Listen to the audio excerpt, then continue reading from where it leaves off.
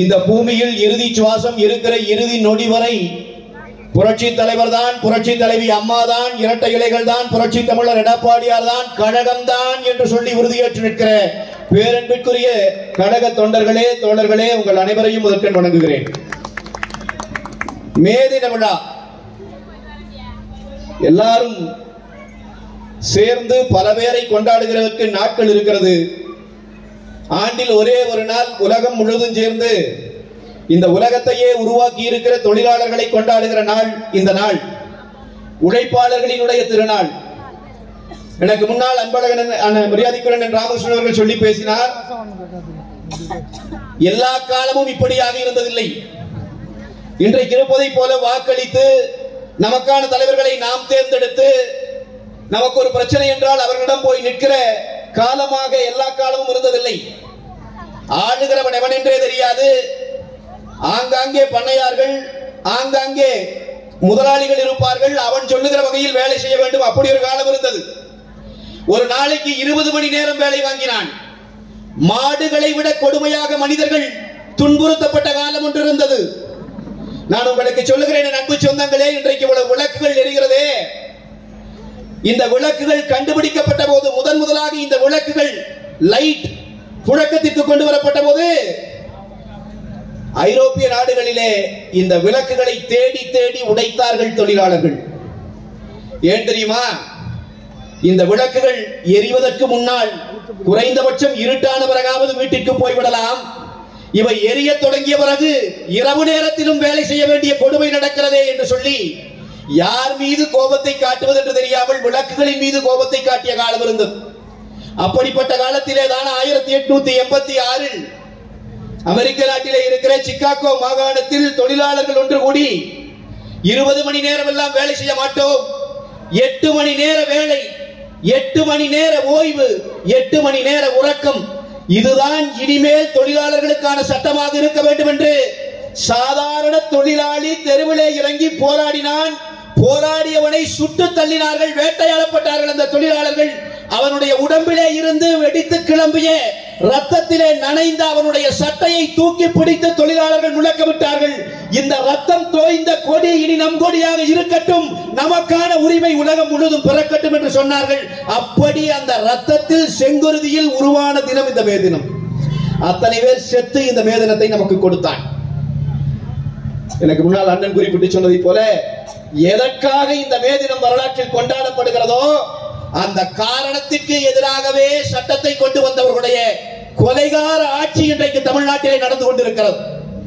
8 மணி நேரம் நாங்கள் வேலை செய்கிறோம், அதற்கு மேல் வேலை வாங்காதே என்று தொழிலாளர் போராடினான். 10 மணி நேரம் தாண்டி 12 மணி நேரம் வேலை செய்வதற்கு கருணாநிதியினுடைய மகன் ஸ்டாலின் சட்டம் கொண்டு வந்தான் சட்டமன்றத்தில். 12 மணி நேர வேலை மனசாட்சியுள்ள எந்த ஆட்சியாளரும் செய்ய மாட்டான். ஸ்டாலினிடம் நாம் அதை எதிர்பார்க்க முடியாது.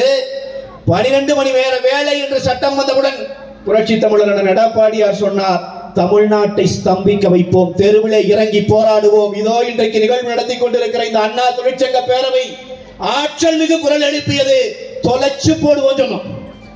அதன் பிறகு 2 நாள்ல போட்ட சட்டத்தை வாபஸ் வாங்கிட்டு மரியாதையா உட்கார்ந்து கொண்டிருக்கிறார் இன்றைக்கு முதலமைச்சர் ஸ்டாலின். இதை சாதித்து காட்டியது அனைத்து இந்திய அண்ணா திராவிட முன்னேற்றக் கழகம். உழைப்பாளர்களுடைய தினத்தை கொண்டாடுவதற்கு நம்ம மாதிரி யாருக்குங்க தகுதி இருக்கு? புரட்சி தலைவர் ஒரு படத்திலே கண்ணதாசன் கவியரசர் எழுதிய பாடலை பாடுவார். இந்த உழைப்பாளர்கள் எப்படியானவர்கள் என்பதை அந்த பாடல் சொல்லும். ஆதி மனிதன் கல்லை எடுத்து வேட்டையாடினான், அடுத்த மனிதன் காட்டை அழித்து நாட்டை காட்டினான், மற்றும் ஒருவன் மண்ணில் இறங்கி பொன்னை தேடினான், நேற்று மனிதன் வானில் தனது தேரை ஓட்டினான், இன்று மனிதன் வெண்ணிலாவில் இடத்தை தேடினான், வரும் நாளை மனிதன் 7 உலகை ஆளப் போகிறான் என்று புரட்சி தலைவர் வாயிலே அந்த பாடல். வரும் நாளை மனிதன் 7 உலகை ஆளப் போகிறான் என்று சொன்னதோடு நிற்கவில்லை. அந்த பாடலிலே இன்னொரு அருமையான வரி வரும். இந்த தொழிலாளர்கள் யார் தெரியுமா? மன்னர் ஆட்சி காத்து நின்றது எங்கள் கைகளே, மக்களாட்சி கொண்டு வந்தது எங்கள் உள்ளமே. சொல்லிவிட்டு புரட்சி தலைவர் சொல்லிவிட்டே போயிருக்கிறார், எங்கள் ஆட்சி என்றும் ஆளும் இந்த மண்ணிலே. எழுதி வைத்துக் கொள்ள வேண்டும், எங்கள் ஆட்சி என்றும் இந்த மண்ணிலே இருக்கும். நான் இன்றைக்கு உங்களுக்கு சொல்லுகிறேன், உழைப்பாளர் தினத்தை நாம் கொண்டாடலாம். காரணம் என்ன தெரியுமா? மன்னராட்சியை போல ஒரு பண்ணையாரை போல ஒரு பண்ணையார் இருக்கிறார். அவருக்கு பிறகு யார் பண்ணையார்? அவருடைய மகன். அவருக்கு பிறகு அவருடைய மகன். இது பண்ணையார்களினுடைய பூர்ஷ்வாத்தனம். ஒருவன் தன்னுடைய அப்பன் பெயரை முன்னால் போட்டுக் கொள்வதாலேயே உயர்ந்தவனாகி விடுவான் என்று சொன்னால் அது பூர்ஷ்வா காலமடா. 200 ஆண்டுகளுக்கு முன்னால் இருந்த காலம். தன்னுடைய உழைப்பால் எவன் ஒருவன் உயர்ந்து உயர்ந்தை தொடுகிறானோ அவனே தலைவன். அப்படி ஒரு தலைவனை பெற்றிருக்கிற இயக்கம் அனைத்து இந்திய அண்ணா திராவிட முன்னேற்ற கழகம் என்பதால் எங்கள் பொதுச் செயலாளர் தன்னுடைய அப்பா பெயரை முன்னால், இன்னும் அவருடைய அப்பா பெயர் எத்தனை பேருக்கும் தெரியாது, யாருக்குமே பெரும்பாலும் தெரியாது. அவருடைய அப்பா பெயர் கூட யாருக்கும் தெரியாது. அவருக்கு மகன் இருக்கிறாரா, அவருடைய குடும்பம் என்ன, யாருக்கும் தெரியாது. ஆனால் கருணாநிதியினுடைய பெயரை முன்னால் போட்டு கருணாநிதியின் மகன் என்பதற்காக ஸ்டாலின் முதலமைச்சர், ஸ்டாலினுடைய மகன் என்பதற்காக உதயநிதி துணை முதலமைச்சர், உதயநிதியினுடைய மகன் தயாராகி கொண்டிருக்கிறான், திமுக காரன் போஸ்ட் ஓட்ட தயாராகி கொண்டிருக்கிறான். இவர்கள் உழைப்பாளர் தினத்தை கொண்டாடலாமா? வரலாற்று பெரும் தவறை செய்து கொண்டிருக்கிறார்கள். இவர்களுக்கும் உழைப்பாளர் தினத்திற்கு எந்த சம்பந்தம் இல்லை. அன்பான பெரியவர்கள், நீங்கள் இருக்கிறீர்கள், நான் உங்களுக்கு சொல்லிவிட்டு போகிறேன். இந்த நாட்டையே நாசமாக்குகிற கும்பல் தொழிலாளர்களையும் இன்றைக்கு வேட்டையாடி கொண்டிருக்கிறது. இந்த சட்டமன்றத்திலே கூட நெசவாளர்களுக்காக, நெசவு தொழில் செய்கிற தொழிலாளர்களுக்காக குரல் எழுப்பியவர் புரட்சி தமிழர் எடப்பாடியார். அனைத்து இந்திய அண்ணா திராவிட முன்னேற்ற கழகம் நாம் செய்தோம். இவன் என்ன செஞ்சிருக்கான்? தொழிலாளர்களுக்காக உருவாக்கப்பட்டது என்ன? சாதாரண அடித்தள மக்களினுடைய வாழ்வை சீரழித்தது தவிர்த்து இந்த திராவிட முன்னேற்ற கழகத்தின் ஆட்சியிலே நடத்தப்பட்டது என்ன என்பதை அன்பான பெரியவர்கள் சிந்தித்து பார்க்கணும். எனக்கு முன்னாடி இருக்கிறவங்க சொல்லி பேசினாங்க, சென்னையினுடைய இந்த தொழில் வளம் இன்றைக்கு நீங்கள் உலகத்திலே எங்கு போனாலும் சென்னையை தெரியும். இந்தியாவிலே இருக்கிற மிக முக்கிய நகரமாக சென்னை அறியப்படுகிறது. இவ்வளவு பெரிய தொழில் வளம் இன்றைக்கு சென்னையில் இருக்கிறது என்று சொன்னால் இதனுடைய இயற்கை சார்ந்த அமைப்பு ஒரு மிக முக்கிய காரணம். இங்கு இருக்கிற உழைக்கும் மக்கள் ஒரு மிகப்பெரிய காரணம். அதையெல்லாம் தாண்டி இன்னொரு காரணம், அனைத்து இந்திய அண்ணா திராவிட முன்னேற்ற கழகம் கொண்டு வந்த திட்டங்கள் இந்த மண்ணிலே காரணம்.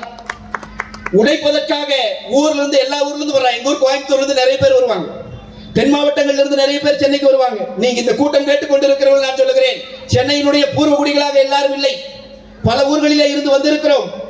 அப்படி வேலை தேடி சாதாரண உழைப்பிற்காக வருகிறவன் இங்கே வருகிற போது அவன் முதலமைச்சருக்கு பிறந்தவன் இல்லை இல்லையா? எனவே வறுமையோடே வருவான். அப்படி வறுமையோடே வருகிறவன் வறுமையை தாங்கிக் கொள்ளலாம், பட்டினியை தாங்கிக் கொள்ள முடியுமா? அவன் பட்டினியால் மரணித்து விடக் கூடாது. இந்த நாட்டில் பட்டினியால் ஒரு உயிர் கூட போய்விடக் கூடாது என்பதற்காக அம்மா உணவகங்கள் என்கிற அட்சய பாத்திரத்தை கொடுத்த அமைப்பு அனைத்து இந்திய அண்ணா திராவிட முன்னேற்ற கழகம். இன்றைக்கும் உழைப்பால் வென்றவர்களை இந்த மண்ணிலே நீங்கள் கேட்டு பாருங்கள். சென்னைக்கு வந்தவர்கள் சாதாரண உடல் உழைப்பு வேலை செய்கிறவர்களே இருந்து இன்றைக்கு திரைப்படத்திலே இயக்குநர்களாக பெரிய பெரிய இடத்துக்கு வந்திருக்கிற நடிகர்கள் அத்தனை பேரை கேளுங்கள். பல பேர் சொல்லுகிறான், நாங்கள் சென்னைக்கு வந்தோம், அனாதைகளைப் போல வந்தோம், அன்றைக்கு சாப்பிடுவதற்கு வழி இல்லை. புரட்சி தலைவி அம்மா அவர்கள் திறந்து வைத்த அம்மா உணவகங்கள் அன்றைக்கு எங்கள் உயிரை காப்பாற்றின. நாங்கள் இன்றைக்கு இந்த சமூகத்திலே அங்கீகரிக்கப்பட்டிருக்கிறோம் என்று சொல்லுகிறான். என்றால் இந்த அம்மா உணவகங்களை மூட துடிக்கிற அரசு இந்த ஸ்டாலினுடைய அரசு. ஸ்டாலின் ஆட்சி காலம், கருணாநிதி ஆட்சி காலத்துல ஒரு ஆட்சி காலத்துல தொழில் வளர்ச்சி இருந்ததுன்னு சொல்ல முடியுமா? அம்மா நீங்க எல்லாம் மறந்துருக்க மாட்டீங்க, 2006 இருந்து 2011 வரைக்கும் கருணாநிதியின் ஆட்சி. ஒரு நாளைக்கு 3 மணி நேரம் தான் கரண்ட் வரும். ஞாபகம் தான் உங்களுக்கு? மறக்க முடியுமா அந்த நாளை? மறக்க முடியுமா? ஆட்காடு வீராசாமின்னு ஒரு அமைச்சர் இருந்தார். அவர் மின்துறை அமைச்சர் அல்ல, மின் வெட்டுத்துறை அமைச்சர். ஒரு நாளைக்கு 3 மணி நேரம் 4 மணி நேரம் தான் கரண்ட் வரும். யூபிஎஸ்ங்கிற ஒரு விஷயமே நமக்கு எல்லாம் தெரிஞ்சதே அந்த ஆட்சி காலத்துல தான்.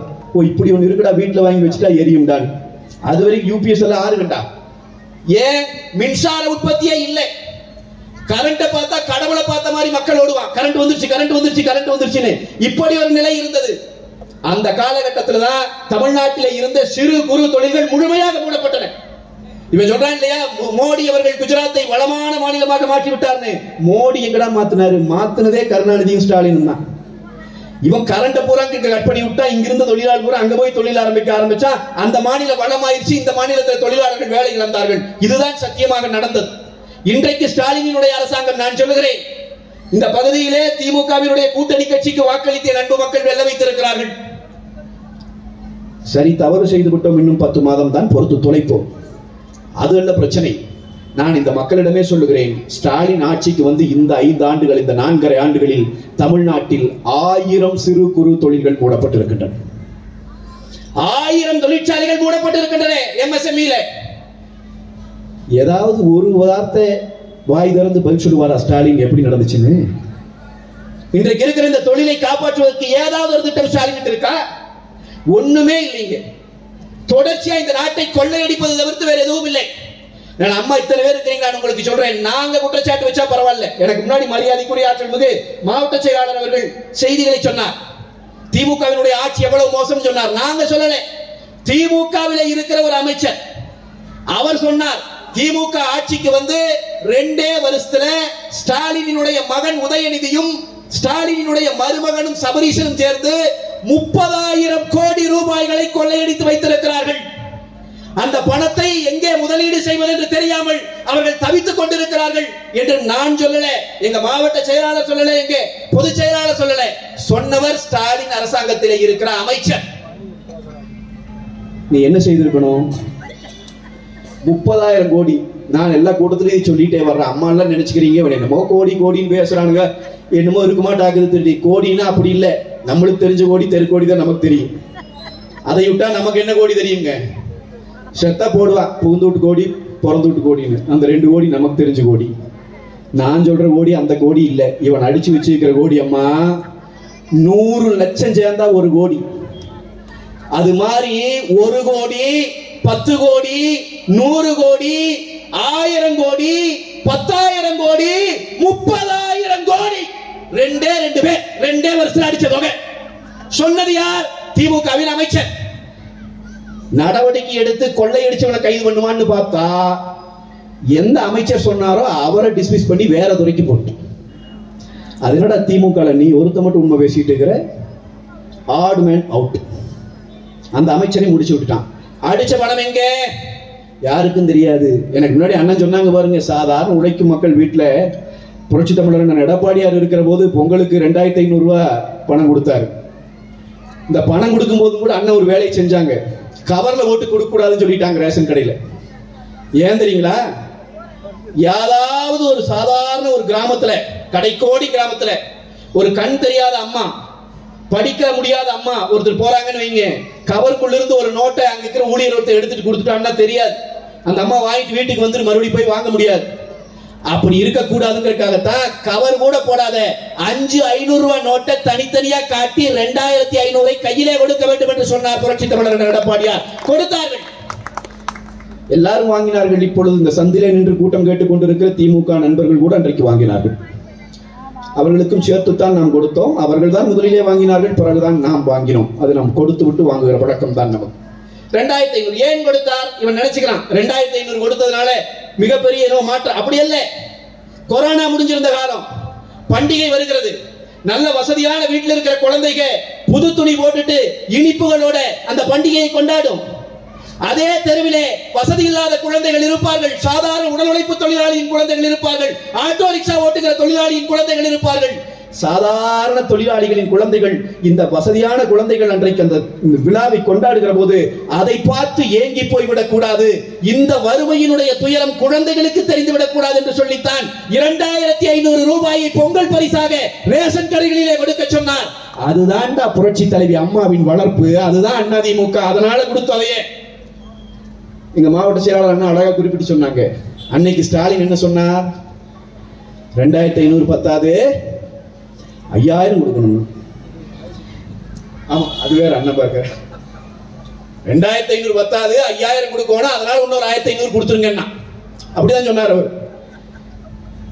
இங்க படிக்கிற 2வது 3வது படிக்கிற குழந்தையை இப்ப கூட்டு மேடையில் ஏத்தி 5,000 கொடுக்கணும், 2,500 கொடுத்தாச்சு, இன்னும் எத்தனை கொடுக்கணும்னு கேட்டா அது சொல்லிடும் இன்னும் 2,500. ஆனால் நம்முடைய இன்றைய முதலமைச்சர் அன்றைக்கு சொன்னார் ஒரு 1,500 கொடுத்துருங்க. சில தற்குறிகள் எல்லாம் தலைமை பதவிக்கு போய்விட்ட காரணத்தால் நாம் இப்படி மேடை போட்டு கத்தி தொலைக்க வேண்டியிருக்கிறது. சரி, இது காலத்தின் கோலம். 10 மாதம் கத்துவோம், அதன் பிறகு நல்ல ஆட்சியை குழந்தையாக பெற்றெடுப்போம். அதற்கான காலம் நீங்கள் அதை கவலைப்பட வேண்டாம். அன்னைக்கு என்ன கேட்டார்? 5,000 கொடுங்க. ஆனா அது கூட நாம் ஒண்ணு தவறிடுறோம்னு நினைக்கிறேன். ஸ்டாலின் கரெக்டா தான் சொல்லியிருக்காரு, நமக்கு தான் கணக்கு புரியல. திமுக காரன் 5,000 கொடுக்கறதுன்னு முடிவு பண்ணிட்டு 1000 எடுத்துட்டு தான் கொடுப்பான். அந்த கணக்கு படி நீ ஒரு 1,500 கொடுத்துட்டு இருக்காரு. நமக்கு அந்த கணக்கு அன்னைக்கு புரியல, இப்ப புரியுதுன்னு வைங்களேன். இப்ப நமக்கு அது சரியாகவே புரிகிறது. அன்றைக்கு 5,000 கொடுக்க வேண்டும் என்று சொன்ன ஸ்டாலின் இந்த பொங்கல் விழாவில் இந்த பொங்கல் பண்டிகைக்கு வந்த போது ஒரு 50 ரூபாய் கொடுத்துருக்கலாம்ல. நீ எங்களுக்கு 1000 வேண்டாம் 500 50 ரூபாய் கொடுத்துருக்கலாமா இல்லையா? 50 பைசா கூட கொடுக்கலையே. செய்தி போடுறான் 30 லட்சம் ரேஷன் அட்டைக்காரர்கள் பொருளே வாங்கவில்லை ரேஷன் கடையில். கொடுத்தா தான் வாங்குவோம். நீ இதை கொடுக்கவே இல்லையே. ஏன் கொடுக்கல கேட்டா பணம் இல்ல. பணம் எப்படி இருக்கும்? 30,000 கோடி 2 வருஷத்துல 2 பேர் கொள்ளையடிச்சான்னா பணம் எப்படி இருக்கும்? இந்த நாட்டிலே ஸ்டாலின் அமைச்சரவையிலே இருக்கிற அமைச்சர்கள் மொத்தமாக இன்றைக்கு சுருட்டி வைத்திருக்கிற பணம் என்னன்னு நம்ம தேடணும். ஒவ்வொருத்தன் தலையிலேயும் லட்சக்கணக்கில் கடன் ஏற்றி வச்சிருக்காங்க. இன்னைக்கு நம்மளுக்கு இந்த லட்சணத்துல அப்பான்னு வேற கூப்பிடணுமா? என்ன எதுக்கு அப்பான்னு உங்களுக்கு தெரிஞ்சுங்களா? இந்த கட்சிக்காரன் கொஞ்சம் பேர் தளபதி தளபதின்னு கூப்பிட்டு இருந்தான். அதையும் ஒருவர் புதிதாக கட்சி தொடங்கி வந்தவர், ஒரு நாடறிந்த நல்ல நடிகர், ஒரு கட்சியை தொடங்கி இப்பொழுது அவரை எல்லாரும் தளபதி என்கிறான். அவர் கட்சிக்காரர்கள், அவர் சினிமாவில் இருக்கிற போதே அவருக்கு தளபதி என்கிற பெயர் இருந்தது, தளபதி என்கிறான். இப்பொழுது திமுக காரன் பார்த்தான். இப்பொழுது சொன்னால் எந்த தளபதி என்று தெரியவில்லை, தளபதியே விட்டு விடுவோம், வேண்டாம் இந்த தொந்தரவு என்று சொல்லிவிட்டு அப்பா என்று அழை என்கிறான். அதிமுக காரன் வைத்து செய்கிறான். இப்பொழுது அவன் அப்பாவையும் விட்டு விட்டான். வேண்டாம், எந்த அடைமொழியும் வேண்டாம், அடுத்த ஆட்சி மட்டும் கிடைத்தால் போதும், அதற்கு ஏதாவது செய்ய முடியுமா என்று இன்றைக்கு பார்த்து கொண்டிருக்கிறான்.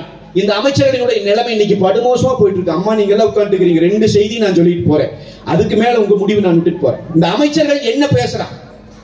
இந்த கூட்டத்தில் வந்து உட்கார்ந்துக்கிறாங்களே, நான் உங்களுக்கு சொல்றேன், மேடையில் நிற்கிற நான், இங்கே இந்த நிகழ்ச்சியை ஒருங்கிணைத்திருக்கிற எங்களுடைய ஒருங்கிணைப்பாளர்கள், இந்த கூட்டத்திலே கலந்து கொண்டிருக்கிற மக்கள் அத்தனை பேரும் உழைப்பாளர்கள், பாடுபட்டு சோறு திங்கிறோம். உண்மையா இல்லைங்களா? எல்லா கூட்டத்திலையும் போய் உட்கார பாடுபட்டு தான் சோறு திங்கிறார். சாதாரண குடும்பத்திலே இருந்து வருகிறான். அப்படி போய் பெண்கள் உட்கார்ந்துட்டு இருக்கிறாங்க. அந்த கூட்டத்திலே நின்று கொண்டு பொன்முடி, முன்னாள் அமைச்சர் பொன்முடி என்ன சொன்னா தெரியுமா? உங்களுக்கு எல்லாம் நாங்க வந்தோம், பஸ் விட்டு இருக்கிறோம், எல்லாம் ஓசிட்டு தானே போற. கேட்கறதாரு தெருவில் போற ஒரு நாதாரி கேட்டா நம்ம அதை பத்தி கவலைப்பட மாட்டோம். இந்த நாட்டினுடைய மாண்புமிகு அமைச்சராக இருக்கிறவர் சாதாரண உழைக்கும் மக்களை பார்த்து சொல்லுகிறார், ஓசியில தானே போறேன். அன்றைக்கே பொன்முடிக்கு அதிமுக தான் பதில் சொன்னது, ஓசியிலே போகிறவர்கள் நாங்கள் அல்ல, நான் கட்டுகிற வரிப்பணத்திலே நீ பேருந்து ஓட்டுகிறாய், அதிலே நான் போகிறேன், அது ஓசி பயணம் அல்ல. ஓசியிலே வந்தவன் யார் தெரியுமா? திருட்டு ரயில்ல சென்னைக்கு வந்து சென்னையிட்டு இங்கிருந்து இன்னைக்கு ஆசியாவின் 3வது பணக்காரனாக உயர்ந்திருக்கிற திருட்டு கும்பலின் தலைவன் ஒருவன் இருக்கிறான். அவர்தான் ஓசியிலே பயணித்து வந்தவரே ஒழிய உழைக்கும் மக்களாகிய நாங்கள் அல்ல. எவ்வளவு கேவலமான பேச்சு! இதையெல்லாம் தாண்டி இன்றைக்கும் தமிழ்நாடு சட்டமன்றத்தினுடைய அவை முன்னவராக இருக்கிறவர், நீண்ட நெடிய அனுபவம் மிக்க அரசியல் தலைவர் துரைமுருகன் என்ன தெரியுங்களா பேசினாரு? 1000 ரூபாய் கொடுக்கிற பெண்களுக்கு சொல்லிட்டு, நல்லா கேளுங்கம்மா, இதைய ஒரு நாட்டோட அமைச்சர் பேசுனது. அம்மாவுக்கு 1000 ரூபாய் கொடுக்கிறோம், மகளுக்கு 1000 ரூபாய் கொடுக்கிறோம், 2 பேரும் போன்ல சிம் கார்டு ஓட்டி அவங்க கூடயே பேசிட்டு இருங்கன்னு பேசினாரா இல்லையா? நான் கேட்கிறேன், மான தமிழன் ஒருவன் இனி ஒரு முறை திமுகவுக்கு வாக்களிப்பானா? இனி ஒரு முறை திமுக ஓட்டு போட்டா மானமுள்ள மனிதன் என்று அவனை நாம் ஏற்க முடியுமா? கண்டவங்கூடையும் போன்ல பேசிட்டு இருக்கிறத நாங்க இந்த நாட்டில் பொழைச்சிட்டு இருக்கிறவனு துரைமுருகன் நினைச்சா, துரைமுருகன் அவர்களே, உங்களுடைய பேச்சை நீங்கள் கோபாலபுரம் வீட்டுக்குள்ளே இருந்து பேசுங்கள். அங்கே இருக்கிற குடும்பங்கள் அப்படி பிழைக்கலாம். தமிழ்நாட்டு மக்கள் அப்படி பிழைக்கிறவர்கள் அல்ல. நீ கொடுக்கிற 1000 ரூபாய் எனக்கு அதுக்கு அல்ல, அது ஏன் காசு, நான் கட்டின வரி, என் வரி பணத்தை எனக்கே திருப்பி கொடுத்துட்டு எவ்வளவு நக்கல், எவ்வளவு நையாண்டி. சட்டம் ஒழுங்கு சந்தி சிரிக்குது. எனக்கு முன்னாடி அண்ணன் ராமகிருஷ்ணன் அவர்கள் மிக அழகாக தொட்டு காட்டினாங்க அந்த செய்தியை. இன்னைக்கு கஞ்சா இல்லாத தெருவு இருக்காங்கம்மா? தமிழ்நாட்டில் கஞ்சா கிடைக்காத இடம் ஒரு இடம் இருக்கா? எல்லா இடத்திலும் கஞ்சா கிடைக்குது. ஏன் இந்த அரசாங்கத்தினால் நிறுத்த முடியல? அரசாங்கம் நினைச்சா நிறுத்த முடியாதா? நிறுத்த முடியும். அம்மா, நான் உங்களுக்கு சொல்றேன், சட்டமன்றத்தில் அதிமுகவினுடைய சட்டமன்ற உறுப்பினர் இந்த முறை தெளிவாக எடுத்து சொன்னாங்க, அமேசான்ல ஆர்டர் போட்டு பொருள் வாங்கவும் இல்லைங்க. அந்த மாதிரி கஞ்சாவா ஆன்லைன்ல ஆர்டர் போட்டு வாங்கிட்டு இருக்கான். கஞ்சா ஆன்லைன்ல வருது, வீட்டுக்கு வருது. கஞ்சா போட்டவன் பக்கத்தில் இருக்கிறவனே காரணமே இன்றி கொலை செய்வான். அவன் பக்கத்தில் நடந்து போகிற பெண்களை காரணமே இல்லாமல் சீண்டுவான். கஞ்சா போதையிலே இருக்கிறவனால் இந்த சமூகம் பாதுகாப்பற்ற நிலையில இருக்கும். அந்த கஞ்சாவை ஏன் இவன் தடுக்க மறுக்கிறான்? 4 ஆண்டு காலமாக கட்டு விரிச்சு விட்டா கிடக்கு, தமிழ்நாடு முழுக்க கிடக்குது. எதிர்த்து போராட முடியல. எங்கள் பகுதி செயலாளர் ஒருத்தர் அண்ணா திராவிட முன்னேற்ற கழகத்தைச் சேர்ந்தவர். 72 தலைவர் கட்சி தொடங்கிய போது இந்த கட்சிக்கு வந்தவர். 60 வயதை கடந்த முதியவர் எங்கள் பொதுச் செயலாளர். அவர் சார்ந்த மாவட்டம் சேலம் மாவட்டத்தைச் சேர்ந்த பகுதி கழக செயலாளர் ஒருத்தர் சண்முகம்னு பேரு. அவர் போய் காவல்துறையில் ஒரு புகார் கொடுக்கிறார். என்ன தெரியுமா புகார்? இங்க இருக்கிற திமுக கவுன்சிலரினுடைய கணவர் கஞ்சா விற்கிறார், காவல்துறை நடவடிக்கை எடுக்க வேண்டும் என்று புகார் கொடுக்கிறார். என்ன தெரியுங்களா நடவடிக்கை எடுத்தான்? அந்த கவுன்சிலரோட கணவர் கூலிப்படையை வைத்து எங்கள் பகுதி செயலாளர் என்னையும் உன்னையும் போல இதே கரைவேட்டி கட்டிக்கொண்டு இதே கொடியை ஏற்றிக்கொண்டு புரட்சி தலைவர் புரட்சி தலைவி அம்மாவினுடைய புகழ் பாடிக்கொண்டு புரட்சி தமிழர் அண்ணன் எடப்பாடியாரை பொதுச் செயலாளராக ஏற்றுண்டு உன்னோடும் என்னோடும் தோளோடு தோள் நின்ற அந்த பகுதி செயலாளர் சண்முகத்தை கூலிப்படையை வைத்து நடுத்தருவிலே வெட்டி கொலை செய்தான். இந்த நாட்டின் கஞ்சா புழக்கத்தை ஒழிப்பதற்காக ரத்தம் சிந்தி உயிர் கொடுத்தவன் அதிமுக காரன் சண்முகம். அவருடைய பிணத்தின் சாட்சியாக நான் உங்களுக்கு சொல்லுகிறேன், அந்த உடல் மீது ஏறி நின்று சொல்லுகிறேன், அன்பு பெரியோர்களே, இந்த அளவுக்கு இந்த குழந்தைகளை இந்த நாட்டை நாசமாக்க துடிக்கிற கஞ்சா புழக்கத்தை கொண்டு வந்து வச்சிருக்கிற திமுகவை இனி ஒரு முறைக்கு நம்ம அனுமதிக்கலாமா? அதிமுக தொண்டனும் தோழனும் தயாராகுங்க. இந்த மே தினத்திலே நாம் எடுத்துக்கொள்ள வேண்டிய உறுதி அதுதான். காற்று மாறி அடிக்க தொடங்கி விட்டது. எல்லாம் சரியா அமைஞ்சாச்சு. சரியா 10 மாசம் அனைத்து இந்திய அண்ணா திராவிட முன்னேற்ற கழகத்தின் கொடி மீண்டும் பறக்கும். எழுதி வச்சுக்கோங்க. இரட்டை இலைகள் மீண்டும் துளிர்க்கும். புரட்சி தலைவி அம்மா அவர்களினுடைய ஆட்சி புரட்சி தமிழர் எடப்பாடியார் அவர்கள் தலைமையில் இந்த மண்ணில் அமையும். அன்னைக்கு எங்க மாவட்ட செயலாளர் அவர்கள் குறிப்பிட்டு சொன்னதை போல 3 மடங்கு உயர்த்தப்பட்டிருக்கிற மின்சார கட்டணம் குறைக்கப்படும், சொத்து வரி குறைக்கப்படும், இந்த கழிவு நீருக்கு வரி போட்டிருக்கிறானே குறைக்கப்படும். எதுக்கெல்லாம் வரி போடுறதுன்னு விவஸ்தை இல்லாம வரி போட்டிருக்கான், அத்தனைக்கும் போட்டிருக்கிறான் வரி. அந்த வரியை பூரா குறைச்சு இந்த மக்களினுடைய வாழ்வாதாரத்தை பேணி நல்ல தொழில்கள் இந்த மண்ணிலே உருவாவதற்கும் தொழிலாளர்களினுடைய வாழ்வு சிறப்பதற்கும் அண்ணா திராவிட முன்னேற்ற கழகத்தினுடைய பொதுச் செயலாளராக நிற்கிற எங்கள் புரட்சி தமிழர் எடப்பாடியார் முதலமைச்சராக அமர்ந்து கையெழுத்திடுகிற நாள் வெகு தொலைவிலே இல்லை.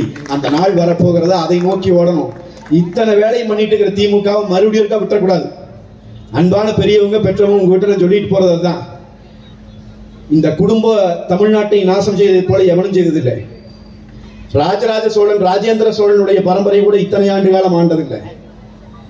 அத்தனை ஆண்டு காலம் இந்த மண்ணை சூறையாடி கொடுத்திருக்கிற இந்த கருணாநிதியினுடைய குடும்பத்துக்கு இறுதி உரையை எழுத வேண்டும். அது உங்கள் கையிலே தான் இருக்கிறது.